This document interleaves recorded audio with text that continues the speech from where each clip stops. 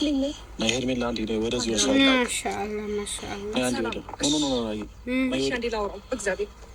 እንዴት ደስ እንደሚላት እኮ በቃ ታገኝ በቃ እንዴት ደስ እንደሚላት አለሟ ነው አለሟ ነው። ሄርሜላ ወይ እያወራሁሽ ነው አይደል? አዎ ግን ስለዚህ ነው እዚች ጋር እኮ እያልኩሽ ነው። ወይ ራቅ ብለሽ አውሪ። እሺ እዚህ ጋር አወራዋለሁ። ሰላም ሰላም የኛ ቤተሰቦች እንዴት ናችሁ? ደህና ናችሁ ወይ? ሰላም ናችሁ ወይ? ሰላማችሁ ብዝት ይበል ባላችሁበት ፈጣሪ ይጠብቃችሁ። እንግዲህ ዛሬ የመጨረሻ ቀን ነው። አብርሽ ሄርሜላ የሚሰናበትበት ቀን ነው። ከዚህ በፊት የሰጠችው ስጦታ አለ። ያ ስጦታ ሊመልስላት ነው የጠራት። እንግዲህ ምን ይደረጋል? እንግዲህ እሷ ጠልቶ ስጦታ መውደድ የለ ግድ ነው። ያው ግድ መመለስ ነው፣ ግድ ነው። ብጥሽን አውቅሽና ካሁን በኋላ ማድረግ ያለብሽ ነገር በስነ ስርዓት ማድረግ ስለምትችሉ የመጣ ነው። አብርሽም ሊያወራሽ ይፈልጋል። በተለይ ደግሞ እኔ ላወራሽ ይፈልጋለሁ። ምንድነው እሱ? ያው እንደሚታወቀው ብዙ ነገር እየፈጠርሽ ነው። አብርሃም ኦልሬዲ ምርጫውን መርጦ እየኖረ ነው። አንቺ ግን እየመጣሽ ብዙ ነገር እያልሽው ነው። ልጁንም እያስጨነቅሽው ነው።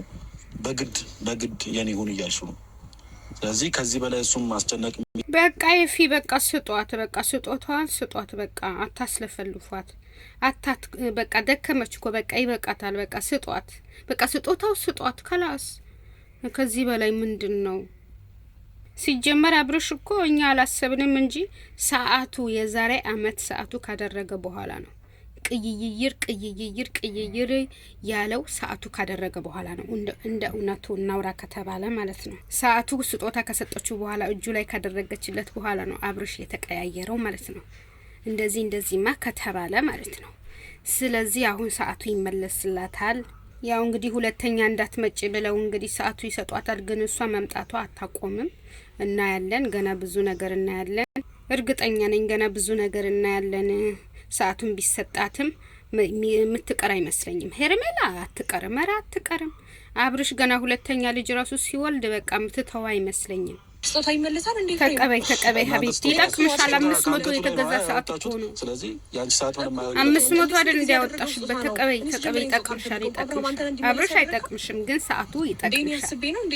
500 ሺህ አውጥቼ ነው የገዛሁት ብለሻል። በቃ ካሁን በኋላ ስለዚህ ተቀበይ። አንቺም ስጦታ ለአብርሃም አያስፈልገውም። ስለዚህ ሰዓት እውነት ነው።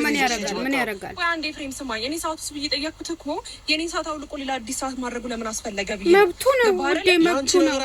ምን ሆነሽ ነው? ይሄ ሄርሜላ ምን ሆነሽ ነው? መብቱ ነው። ይሄው ቆይ ስጦታ ነው አይደል እንዴ? ሄርሜላ ድርቅ አትበይ፣ አመስግነሽ ተቀበይ። በቃ አልፈልግም አለ አይደለ? በቃ ድርቅ አትበይ። በቃ አመስግነሽ መቀበል ነው ያለብሽ። ካላስ ለምንድነው ሌላ ሰዓት ያረከው? ለምንድነው ሌላ ሰዓት አዲስ ሰዓት ገዝተህ ያረከው? የኔ እያለ ምናምን አትበይ። እሱ መብቱ ነው። የፈለገው መጠቀም ፈለገውን ሰዓት ገዝቶ እያቀያየረ ማድረግ መብቱ ነው። በቃ ያንቺ ሰዓት አንቺንም አይፈልግም፣ ሰዓቱንም አይፈልግም። በቃ ተቀበይ ሄርሜላ፣ በቃ ተቀበይ። ታይ አብረሽ አይጠቅምሽም። እኔ ብዬሻለሁ፣ ሰዓቱ ነው የሚጠቅምሽ። እውነትም 500 ሺህ ገዝተሽ ከሆነ ማለት ነው። ማስታወሻ ነው ልቤ ውስጥ ካገባህ አይደለ? ስለምወድ ስለማፈቅር ነው ይገባሃል። ወይም ደግሞ ምናልባት ከዚህ በላይ ስላላደረኩልህ ሊሆን ይችላል። ከዚህ በኋላ ስለማላረገው እኔ ጋር ተቀምጦ ምንም አያረግም። ምን ማለት ነው? እንዴ በቃ ወሰጂ ሰዓቱን ይዘሽ ካሁን በኋላ ደግሞ ኤፍሬም ስጦታ ከመጀመሩ ነው መመለስ የተጀመረው። በእግዚአብሔር ኤፍሬም ስለማያስፈልገው ነው እንዴ? የአንቺ ስጦታ እሱ ጋር መቀመጡ ምንም ፋይዳ የለውም።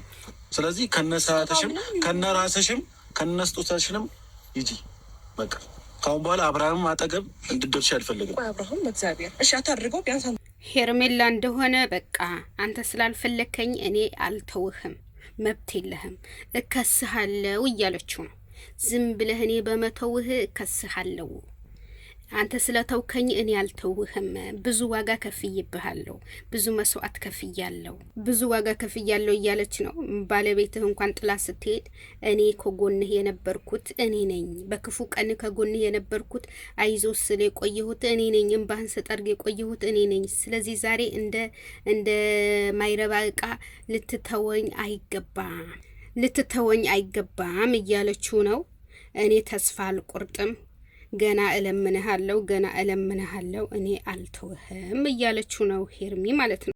ወደ ራስህ እስክትመለስ ድረስ እኔ ባንተ ተስፋ አልቆርጥም፣ መለመኔም አላቆምም፣ ከቂጥቂጥህም ማለቴ አላቆምም፣ አንተ መለመን ከስርስርህም ማለቴም አላቆምም። እዚህ ደና አይደለህም፣ በቃ ወደ ራስህ እስክትመለስ ድረስ እጠብቅሃለሁ፣ ባንተ ተስፋ አልቆርጥም ብላ ሄርሚ ማለት ነው ክችች ብላለች፣ ድርቅ ብላለች። እና ተመልካቾቻችን በዚህ ነገር አስተያየት መስጠት አለባችሁ። እንዴት ነው በዚህ ልክ ወንድ ልጅ እየለመኑ መኖር እንዴት ይቻላል? ይሄ ነገር አያዋጣም፣ ለነገ ህይወትም ጥሩ አይደለም። ስለዚህ ሄርሜላ ወደ ራስሽ ተመለሽ። ስጦታው አልቀበልም ብላ በግድ ነው የመለሰላት። አንተ ጋር ቢቀመጥ ጥሩ ነው፣ የሆነ ሰዓት ላይ ትዝ እንድልህ፣ የሆነ ሰዓት ላይ በቃ ያሳለፍነው ነገር ትዝ እንዲልህ ሰዓቱ አንተ ጋር ቢቀመጥ አሪፍ ነበረ ብላ ስትለምነው፣ አብርሽ ደግሞ አሳፈረኝ ብሎ እኔ ጋር መቀመጥ የለበትም፣ ባለቤቴ ትቆጣኛለች፣ ባለቤቴ ደስተኛ ያልሆነችበት ነገር እኔ አልፈልግም ብሎ በግድ መለሰላት። ጨነቀው እንዴ? እኔ ራሴ ህይወት አለኝ አይደል? እንዴ ነው ራሱ አንቺ ጨነቀው። ከኔ ጋር ሲጀመርከው ህይወት አይደለም። አንቺ ጋር የጀመርኩት ነገር የለም። የምርህን ነው እንዴ? እንዳዲስ የጀመርከው ነገር? እሺ ኤፍሬም፣ እኔ በእንደዚህ አይነት መንገድ እያወራኝ እንዴት ነው እሱን መቀበል የምችለው? ከአንቺ ጋር ህይወት አልጀመርኩም ቢል ማንም እኮ አያምነውም አይደል እንዴ? ከዚህ በላይ አታስጨንቅኝ።